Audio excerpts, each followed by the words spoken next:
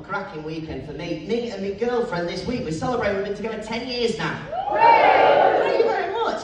That's a girlfriend when I'm on stage, because when I was saying fiance, it feels weird. Do you know what I mean? Because she said no. So...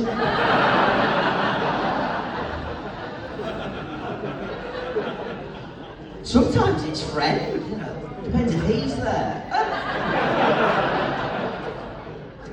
I'm not a comedian, by the way. I just come in here to develop some photographs. What a crack on, I'm here now anyway. I don't do comedy full time, I should tell you. Not a lot of people know that I do stand up. HMRC, people like that. Say that again, Paul. I love that even you knew where the tax man was. Fantastic. There is no escape from the bastard, is there? Realistically, he's in and I'm fucked. I've got a day job. That's what I do. I work in retail. I work in a shop. Any shop workers in? Not a single one. No, we do it all online here in Lincoln. It was the customer service lady before. I was right on the front. What was your name again? Meg, nice to meet you. Meg, remind me what sort of customer service it was? Student accommodation, classic. Like, it's classic. It's classic stress. That's what it is, Meg. Because, well, I don't know if you find this right. I'm going to split the room here, right? Just my opinion, Meg, right? I think customers can fuck off. Obviously, thank you for buying a ticket for tonight. I don't mean you, I mean the other fuckers. I worked for Sainsbury's for 5 years, right? Woman comes up to me once, roll a wrapping paper around, she went, "Excuse me, love. Do you reckon this'll be enough?" I said, "Well, what, you're wrapping a tin of Spam or Paul McCartney? I don't know." I said, "That's 3 meters long." She went, "How long's a meter?" I said, "Well, Peter Crouch is 2 meters tall. It's a meter, half of Peter Crouch." Do you know what she said to me? "Which half?"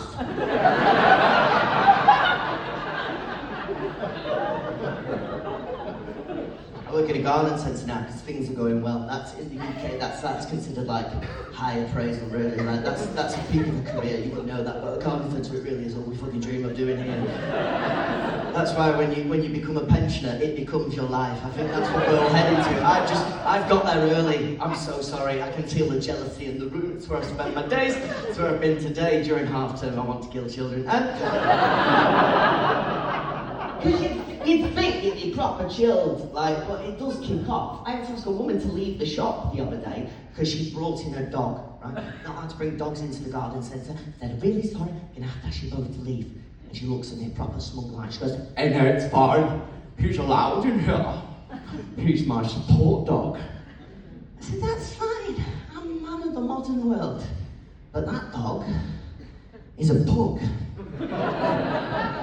A pug is a dog that needs a support dog itself. It can't support its own head. I swear to God, Lincoln, it sounded like she was dragging around a dehumidifier.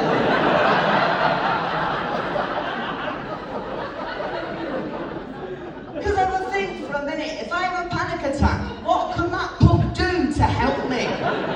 Other than match my breathing. Both of us giving it Bluetooth connected. Do you know what I mean? As she was leaving, a dog took a shit on the shop floor. I said, "Can you get something to pick that up, please?" So she picked up a roll of wrapping paper. She went, "Do you reckon this will be enough?" I said, "Get out!" We are getting married though, that's what's happening. That's what's going on in my life. It's very exciting. Yeah, thank you. One man agrees. Married people in the room, give me a cheer. That wasn't a happy cheer. I'm trying to get myself into a shit shape for it because I've put on a bit of weight over the past sort of 30 years. And I know that she's noticed just the things that she started to call me. Things like cuddly, plump, fat bastard, you know? Subtle things like that. So I started going out running. Any runners in Lincoln? Just those on tag at the back, like that. Your curfew's nearly done, lads. I can't get into it, mate. So, and she had a go at me because I go out running after gigs, right, in the dark, right? And she said to me, she said, Jack, if you're going out there in the darkness and there's a woman out walking on her own late at night, you could appear out of nowhere and you could spook her. I said, I don't want to scare anyone. She said, well, the best thing you can do, Jack, there's a woman out walking on her own late at night. Just tell her that you're there. I said, you what, love? She said, you just need to say, I'm just coming up behind you. Don't worry. I am not a threat. Which I feel is exactly what a threat might say. Do you know? I'm no expert, but I don't think you start with get in the van, you know? I think you build up a rapport. I mean, you're quite heavy out there, and I think the idea of me going, I'm in the vicinity, I'll be arrested. Trying to save for a wedding, man, it's hard, it's expensive, and my partner Nicola, I love her so much, but she spends money on shit we don't need. Homeware, she's obsessed with homeware. She bought a new Hoover recently, right, top of the range, it's got the light on it. I said, that's amazing, but what's the light for? And she said, so in the middle of the night, you can hoover, but not disturb anyone.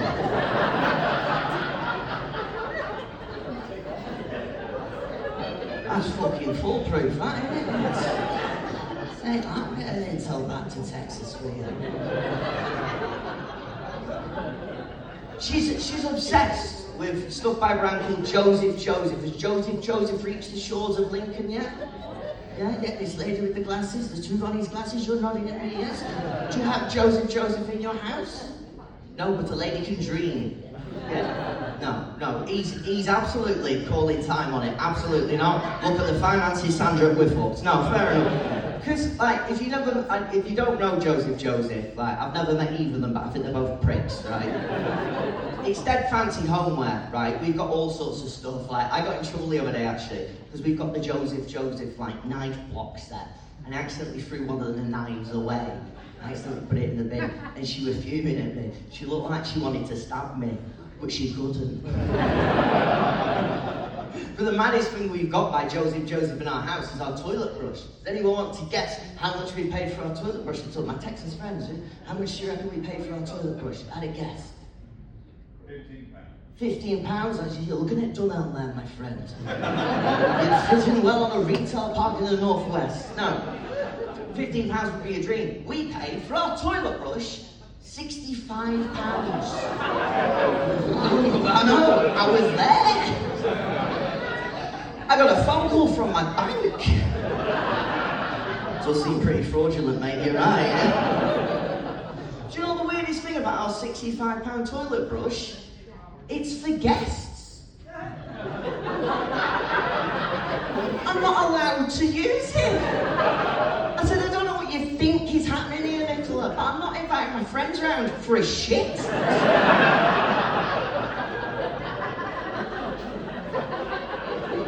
Not going on the save the dates, no. I'll tell you why she loves me, it's because my interesting backstory, right? What happened, right? Very impressive. I actually grew up on a World Heritage Site. Yeah, impressive, yeah. Called Blackpool. Have you been? Yeah. Did you enjoy yourselves? Yeah. Oh yeah, on the front row. There's loads of bandits in Blackpool. Good to know what you do on your weekends, fella. I love being from Blackpool because what it is, over the years, I think I fell in love with this shit town that I was trapped in because I've got Stockport syndrome.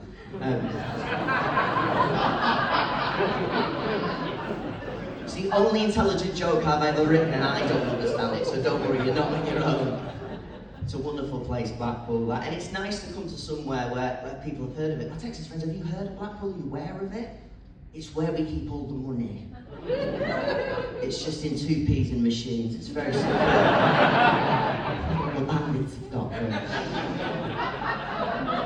I did a gig up at the Edinburgh Festival, and there was a woman on the front row from Italy. She's Italian, and she'd never heard of Blackpool because they know nothing about culture in Italy. Okay, that was a joke. And I said to her, well, Blackpool is somewhere people go on holiday, but they don't know why. People think it's nostalgic, but in a few years, it's gonna be underwater. And she said, oh, like Venice. No. Nothing like Venice. Venice is famous for gondolas, Blackpool's famous for gonorrhea. It's a very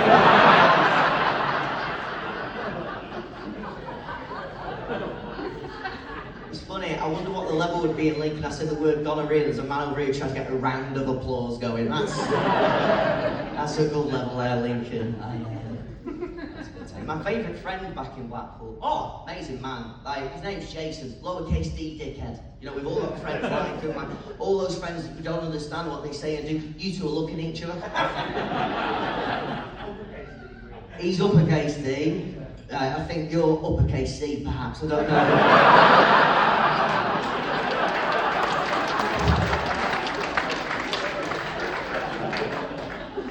Lovely to have you in there, boys. I'd rather you in here than out on the streets. Gotta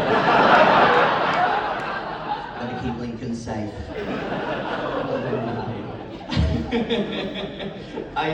My friend Jason, I never understand the way his brain works, right? He got married as well, right? He got married and he moved house, right? In the same month, right? And he was so impressed with the photos that the estate agent took of his house that he rang him up and he booked him to photograph the wedding.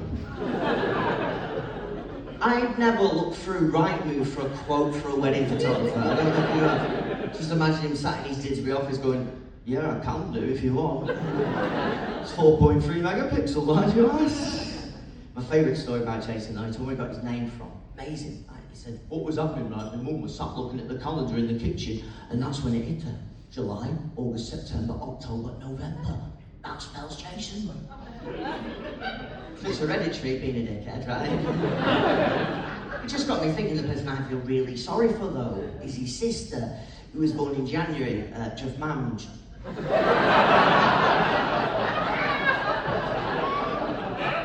Horrible name, isn't it? You're alright, you. Growing up in Blackpool, you see a lot of fucking blokes, proper fucking blokes, like, you lads got tattoos, no you bear. He has. And he's got one on his hand. What is that on your hand? Is that a gun on your hand? Grow up.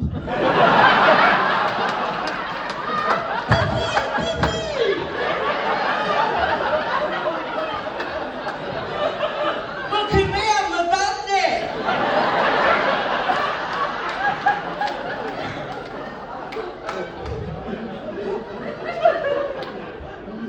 A lot of blokes in Blackpool, proper manly, right? They want to get a tattoo to show the person they love them that they love them. Right, but they don't want to display who the name is. So what they do, they get the name of their loved one in Chinese letters. Right, they say this and then get this. I don't know why they do it. I don't know why these fellas are walking around like, no, only the people of Beijing can know about shit. There's not some bloke in China with yamling on his arm in Comic Sans, is there? I'm gonna tell you a cautionary tale now, right? And I want you to know that the protagonist in this story is me, and he is awkward and geeky and not built like a brick shithouse, but people change, you know. So this is the story of my first date that I went on when I was 17, right? First girl I ever went on a date with, met her on the bus. So buzzing, I got on, I said to her, hey, single? Because she was the driver, and...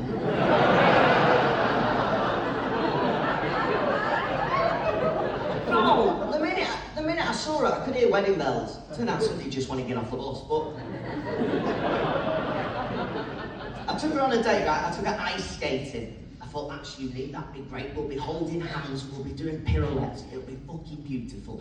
The problem was, I had never been ice skating. And when you're at the in-betweeners age, you don't think of that, you just think about the end goal. So, I took her... Wait, thank you, mate.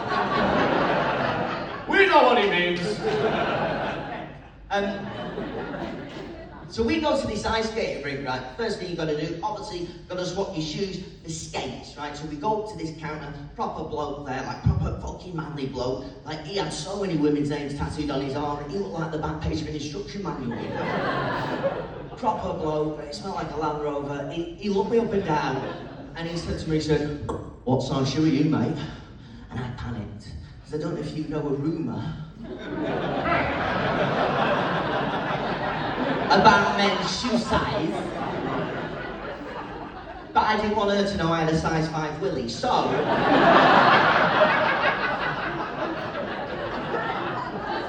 he said, "What size shoe are you?" And I went, 12. 12. The clown behind me went, "Freak." So he hands me these 2 feet of puntos, right? I had to get boat sacks and everything. Like the old woman who lived in his shoe, right? And I get onto the ice, and she obviously she gets on, and she's fucking wonderful. She's beautiful, she's amazing. I get on, right? I hit the ground so hard, Chumbawamba wrote a song about it. And I'm trying to stand up, right? I can fucking say this. You know, I'm clutching to the side, and people walking past me, skating past me, looking at me like I'm that house in the middle of the M62. They shouldn't let him be there anymore. What's he doing? Fuck off! I'm there, and I'm clutching to the side, and one of these skates fucks off. So I'm on one leg thinking, I hope somebody helps me in a minute. Never on a date should you think, I hope somebody helps me. Unless you're looking for a third. But we are really on a Saturday night, so maybe some of you can relate. And I'm clutching to the side and thinking, fuck this. And the manager skates over to me and he goes, I can see you're struggling. So I'm going to help you get off the ice. So he's going to help me. So he put that tin foil on me. You know, like they do on Casualty. And he said, right, I brought this to get you off the ice. And he gestured down, and it was a plastic ride-on penguin. And he went, this is Percy. He's gonna be your friend. And I looked down at Percy, and I looked at the ice, and from that moment forward, I've been in support of global warming. I'm going to do one more story, then I'm going to clear off. This is genuinely lovely. In fact, I'll tell you this now, because I've not got to the point of what I'm doing with this yet, right? But I've got some business cards, right? Because I don't want to work in a garden centre forever. So if you've liked any of this shit, go and get one off me, and perhaps give me a follow online, and one day we can laugh about it in my mansion. Or if you hated me, there's a photo of my head on the back, and you can turn it into a cock and balls. Whatever you want to do. You're absolutely planning to do that, aren't you, bastard bandit?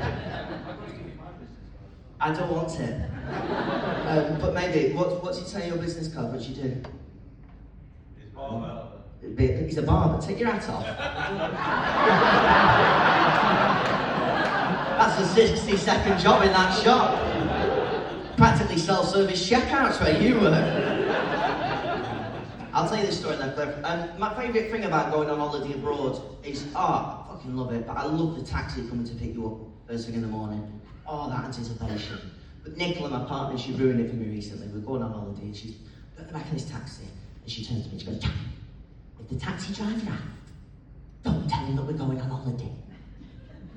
I said, why? She said, because they'll know the house is going to be empty and he'll come back and rob it. I said, what does he think is happening? It's 4 a.m. I'm in a Hawaiian shirt. His sat-nav says, the airport. This is a transfer through Jet2. Do you not hear Jet giving it? I said, I'm not falling for it. So I told him where we were going. We went to Turkey, just for an initial assessment. So lovely to see you again, by the way. When I put your name down for those complimentary tickets, I didn't know if you'd come, but thank you for making the journey. We had a lovely time, right? And we got back, and we got to the front door, unlocked.